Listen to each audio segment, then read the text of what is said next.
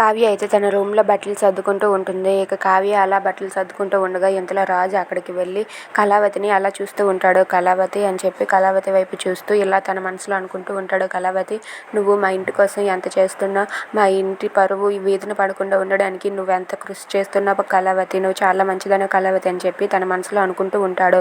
ఇక కావ్య అది గమనించక తన బట్టలను తాను సర్దుకుంటూ ఉంటుంది. ఇంతలో రాజు కళావతి దగ్గరికి వెళ్ళి కళావతి అని పిలుస్తాడు. దాంతో కళావతి అయితే ఏంటండి చెప్పండి అని చెప్పి అడుగుతూ ఉంటుంది. దాంతో రాజు అయితే కళావతి అంటూ నవ్వుతూ ఉంటాడు. అది చూసి కావ్య అయితే ఏంటండి అలా చాలా సంతోషంగా ఉన్నారని చెప్పి అంటూ ఉంటుంది. ఇంతలో రాజు అయితే కావ్యని ఎత్తుకొని గిరాగిరా తిప్పుతూ Kalavathi, I love you Kalavathi అని చెప్పి గట్టిగా అంటూ ఉంటాడు. అది విని కావ్య అయితే ఏంటండి ఎందుకండి ఎంత సంతోషం అని చెప్పి అంటూ ఉంటుంది.